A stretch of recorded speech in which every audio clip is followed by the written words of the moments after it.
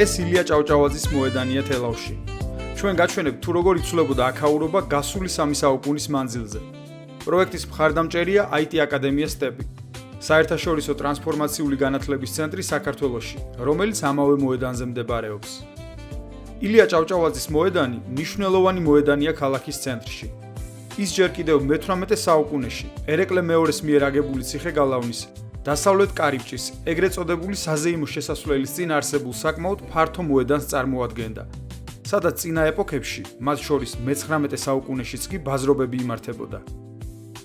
აქ მეფის გალავანთან ერთად ყველაზე ძველი ისტორიის მქონე მეფე ერეკლე მეორეს სახელობის ნომერ პირველი საჯარო სკოლაა. სკოლა 1758 წელს თავად მეფე ერეკლე მეორეს დაუარსებია და თავდაპირველად ფილოსოფიური სკოლის სახელს ატარებდა. 1782 წელს კი სასულიერო სემინარად გადაკეთდა, რომელმაც 1801 წლამდე იარსება. 1808 წელს თელავის სასულიერო სემინარიის შენობაში გაიხსნა სასულიერო სასწავლებელი, რომელიც 1917 წელს ვაჟთა გიმნაზიად გადაკეთდა. აქ სწავლობდნენ ვაჟა-ფშაველა, რაფიელ ერისთავი, ნიკო შიუკაშვილი, იროდიონ ევდოშვილი, ლადო მესხიშვილი, კოტე მარჯანიშვილი, სანდრო ახმეტელი, ივანე ბერიტაშვილი და სხვა გამოჩენილი ქართველები. 1921 წლიდან ვაჟთა პირველი გიმნაზია თელავის პირველ საშუალო სკოლად მოიხსენიებოდა.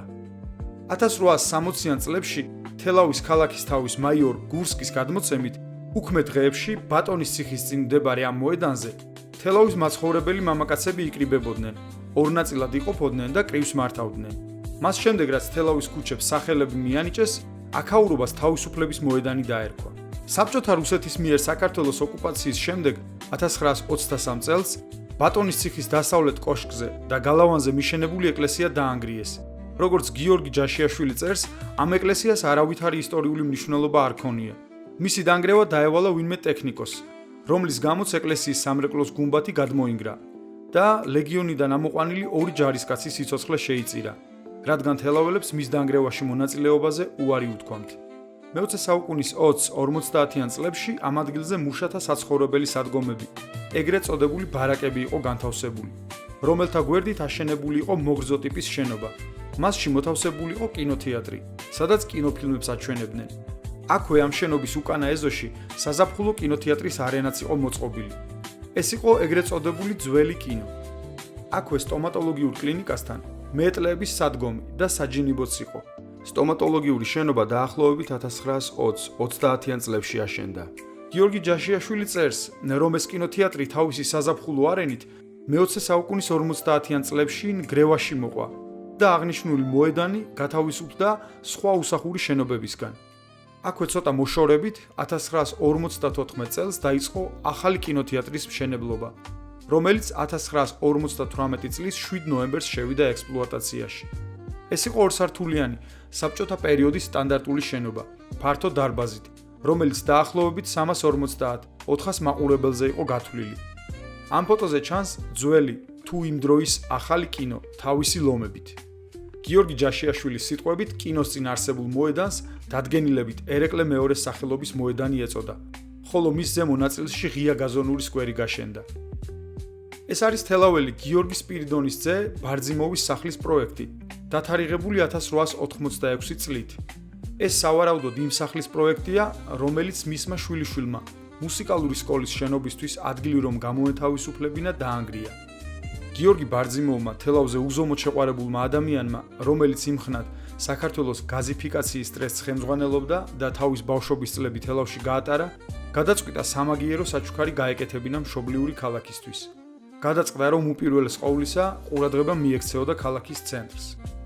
ბარძიმოვის წინადადებით დაინგრა აღნიშნულ მოედანზე მდგარი არა მარტო მისი კუთვნილი ბინა, არამედ უსახური საერთო საცხოვრებელიც. მათ ნაფუძარზე წამოიმართა თელავის მუსიკალური სასწავლებლის, აგურით, ლამაზ ქართულ სტილში მოპირკეთებული შენობა, რომელიც დღესაც ამშვენებს ქალაქის ცენტრს.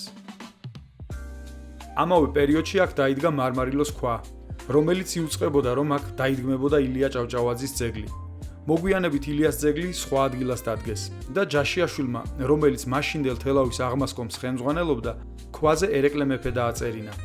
მას დიდი სურვილი ჰქონდა ერეკლეს ძეგლი სწორედ მისივე სახელობის მოედანზე დაედგათ. მოგვიანებით ძეგლი სასახლის აღმოსავლეთ გალავანთან დაიდგა. ამ ადგილას კი 1980-იან წლებში ქალის ქანდაკება დადგეს, რომელსაც ვაზი აქვს დახვეული და მტევნები უკავია. ქანდაკების ავტორი ჯემალ თუშურაშვილია და ქანდაკებას ვაზის ყვავილობა დაარქვეს. თუმცა მოსახლეობა მას მუზას ეძახის. ძეგლი 2012 წელს თელავის რეაბილიტაციის ფარგლებში მოხსნეს და ეგრეთ წოდებულ აჩინებულის ტერიტორიაზე მდებარე ქარხნის ეზოში გადაიტანეს.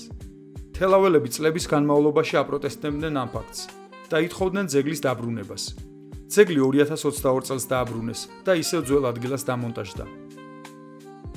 ამჟამად მოედანზე ფუნქციონირებს ბანკი, სტომატოლოგიური კლინიკები, გალერეა სხივი და თურქეთის რესპუბლიკის საპატიო საკონსულო. ამას გარდა ჭავჭავაძის მოედანი თელავში ერთგვარ განათლების მოედანს წარმოადგენს. აქ საშუალო და მუსიკალური სკოლის გარდა IT აკადემია სტეპია, რომელიც საერთაშორისო ტრანსფორმაციულ საგანმანათლებლო ცენტრს წარმოადგენს და 100-ზე მეტი ფილიალი აქვს მსოფლიოს მასშტაბით, მათ შორის ერთი თელავშიცაა. ის სპეციალიზებულია ინფორმაციული ტექნოლოგიების სფეროში და თუ IT პროფესიების და მომავლის ტექნოლოგიების სწავლა გინდათ, სტეპში პრაქტიკაზე დაფუძნებულ საერთაშორისო დონის პროფესიულ განათლებას და საერთაშორისო სერტიფიკატსაც მიიღებთ. სტეპში სწავლა შეუძლია როგორც მოზარდებს, ასევე ბავშვებს და აქ სწავლის და განვითარების ყველა ნაბიჯი დაგეგმილია. ბავშვებისთვის არსებობს ჯუნიორ IT აკადემია. პროგრამირების და გრაფიკული დიზაინის შესწავლა შესაძლებელია როგორც ზრდასრულებისთვის, ასევე მოსწავლეებისთვის, სკოლის პარალელურად. ცენტრში არსებობს ინგლისური ენის კურსებიც, რომელიც ყველა ასაკის მსურველზეა მორგებული. სწორედ აქ, აკადემიის საკონფერენციო დარბაზში აღმოვაჩინეთ ძველი თაღი, რომელიც როგორც ჩანს, ოდესღაც სხვა ასეთივე დარბაზში გადიოდა. მოედანმა მისი ახლანდელი სახელი 2022 წელს შეიძინა, როდესაც ქუჩების დამისამართება, სტანდარტიზაცია და საინფორმაციო დაფების განთავსება მოხდა. თელავი უამრავ ისტორიას ინახავს. მოიწონეთ ჩვენი გვერდი, უყურეთ ვიდეოებს და იმოგზაურეთ ჩვენთან ერთად ჯადოსნურ ქალაქში.